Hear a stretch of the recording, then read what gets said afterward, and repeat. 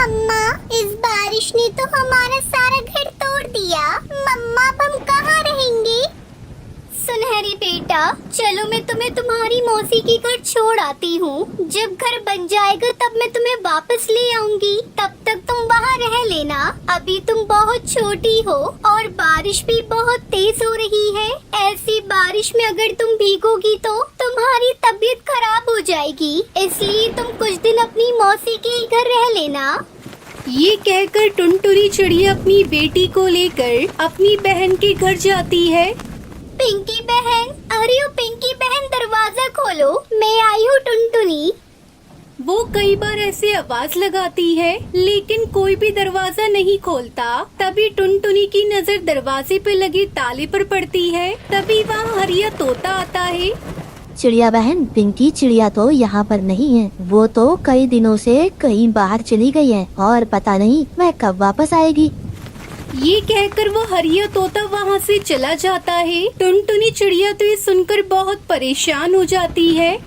पिंकी बहन न जाने कहाँ चली गई है और पता नहीं वो कब आएंगी। अब मैं अपनी बेटी को लेकर कहाँ जाऊँ? एक तो ये बारिश है कि रुकने का नाम नहीं ले रही। मम्मा मम्मा, मुझे बहुत ठंड लग रही है। मम्मा, आप कहीं चलो ना। मेरी बच्ची, तू चिंता मत कर, चल हम यहीं किसी से मदद मांगते हैं। ये कहकर टुनटुनी चिड़िया कालू कौवे के घर के बाहर आती है। कौवे भाई, मैं दूसरे जंगल से आई हूँ और मैं अपनी बहन पिंकी चिड़िया के घर आई थी, लेकिन वो घर पर नहीं है और इस तेज बारिश की वजह से भीगकर मेरी बेटी को ठंड लग रही है। इसलिए आप मुझे बारिश के रुकने तक अपने घर में आश्रय दे दो। ये सुनकर कालू कौवा अपने घर के अंदर अपनी पत्नी सुंदरी कौवी के पास जाता है। पति जी, कौन आया है इतनी तेज बारिश में हमारे घर? सुंदरी, वो अपने पड़ोस में पिंकी चिड़िया है ना, उसकी कोई रिश्तेदार है। वो उसके घर आई थी, लेकिन पिंकी तो घर पर नहीं है, इसलिए वो बारिश रुकने तक हमारे घर पर रहने की बोल रही है।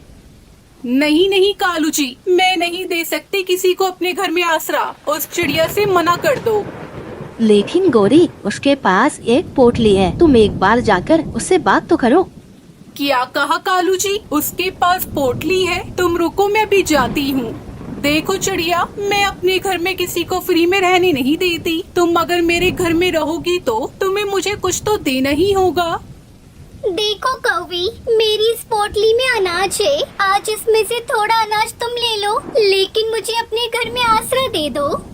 ठीक है, तो फिर तुम दोनों घर के अंदर आ जाओ। फिर सुंदरी कौवी चिड़िया को एक घोंसला दे देती है और उससे कहती है, चिड़िया, तुम दोनों इस घोंसले में रहना और इस पोटली में से आधा अनाज मुझे किराए का दे दो। फिर टुनटुनी सुंदरी को उसमें से आधा अनाज दे देती है। सुंदरी कौवी वो अनाज लेकर अपने घोंसले में आ जाती है।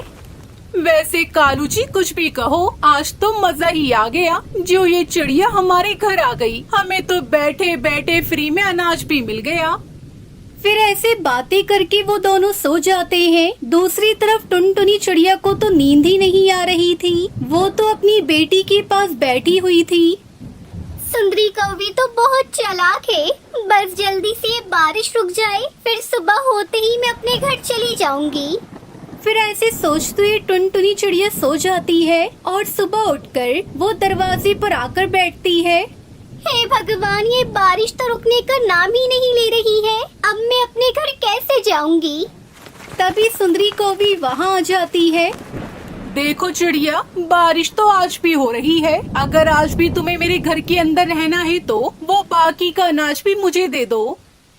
लेकिन सुंदरी बहन, मैं आपको आधा अनाज तो पहले ही दे चुकी हूँ। अगर मैं ये अनाज भी आपको दे दूंगी तो हम दोनों माँ बेटी क्या खाएंगे? देखो चिड़िया, मुझे नहीं पता। अगर आज भी तुम्हें मेरे घर के अंदर रहना है तो बाकी का अनाज भी मुझे देना पड़ेगा, वरना भी मेरे घर से चली जाओ। सुंदरी बहन, इतनी तेज बारिश में अपनी बेटी को लेकर मैं कहाँ जाऊंगी? अब तो आपने हमारा सारा अनाज भी ले लिया, अब हम क्या खाएंगे? अरे तू तो मेरे पीछे पड़ गई है। या तो तू मुझे अनाज दे दे या मेरे घर से निकल जा। फिर टुनटुनी चिड़िया वो बाकी का बचा कुचा अनाज भी सुंदरी कौवी को दे देती है और भगवान से बारिश रुकने की प्रार्थना करने लगती है। हे भगवान, कैसे भी करके इस बारिश को बंद कर दो, हमें अपने घर जाना है। फिर ऐसे ही सुबह हो जाती है। वो फिर से दरवाजे पर आकर बैठती है, लेकिन बारिश तो रुकने का नाम ही नहीं ले रही थी। तभी सुंदरी कौवी वहाँ आती है। सुनो टुनटुनी चिड़िया, अब तो तुम्हारे पास मुझे देने के लिए कुछ भी नहीं है, तो तुम अपनी बेटी को लो और यहाँ से निकल जाओ। सुंदरी बहन, आपने हमारा सारा नाश तो ले लिया, तो अब कृपया करके बारिश रुकने तक हमें अपने घर में रहने नहीं दो। हम इतनी तेज बारिश में कहाँ जाएंगे? सुनो चिड़िया, मेरा घर कोई धर्मशाला थोड़ी है, इसलिए तुम मेरी बला से कहीं भी जाओ। ये कहकर सुंदरी कौवी उन दोनों को घर से बाहर निकाल देती है। टुनटुनी चिड़िया अपनी बेटी के साथ बाहर बैठी बारिश में भीग रही थी। मेरी बच्ची, तुम परेशान मत हो, मैं कुछ न कुछ रास्ता जरूर निकाल लूंगी। फिर टुनटुनी अपनी बेटी को लेकर आगे बढ़ती है। तभी उसकी नजर एक घर पर पड़ती है और वो वहाँ आती है। वो वहाँ आकर आवाज देने वाली थी कि तभी उसकी नजर खिड़की पर पड़ती है। ये क्या? ये तो किसी चील का घर है। अगर मैं इसके घर में गई तो ये हमें खा जाएगा। चलो हम यहाँ से कहीं दूसरी तरफ चलते हैं। ये कहकर टुनटुनी चिड़िया अपनी बेटी सुनहरी को लेकर वहाँ से उड़ जाती है और एक खाली जगह पर जाकर बैठ जाती है। मेरी बेटी को तो बहुत तेज बुखार आ गया है। अब मैं अपनी बेटी को लेकर कहाँ जाऊँ? यहाँ तो कोई हमारी मदद भी नहीं कर रहा है। तभी वहाँ से बंटी कबूतर गुजरता है। वो चिड़िया को देखकर उसके पास आकर कहता है, चिड़िया, तुम ऐसी तेज बारिश में अपनी छोटी बेटी को लेकर यहाँ क्यों बैठी हो? अगर ऐसे बारिश में भीगोगी तो तुम दोनों को ठंड लग जाएगी। कबूतर भाई, मेरी बेटी को बहुत तेज बुखार है और यहाँ पर कोई भी पक्षी हमारी मदद नहीं कर रहा। कृपया करके आप हमारी मदद कर दो। फिर टुनटुनी उस कबूतर को अपनी सारी बात बताती है। तब वो कबूतर उन दोनों को अपने घर ले जाता है। वो टुनटुनी की बेटी को बुखार की दवाई पिला देता है, जिससे वो कुछ ही देर में ठीक हो जाती है। बंटी भैया, आपका बहुत बहुत धन्यवाद जो आपने मेरी इतनी मदद की, वरना इस जंगल में तो और किसी ने मेरी मदद नहीं की। चिड़िया, इसमें धन्यवाद की कोई बात नहीं है। यह तो हमारा फर्ज होता है कि जो कोई भी मुसीबत में हो हम उसकी मदद करें।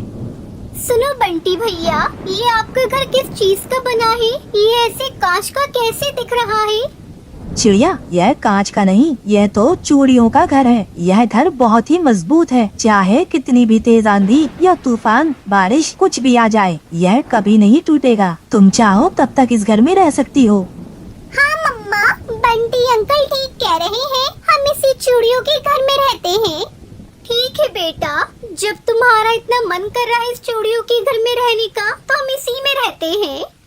फिर इस तरह वो दोनों माँ बेटी बंटी कबूतर के चूड़ी के बने घर में खुशी खुशी रहने लगती है।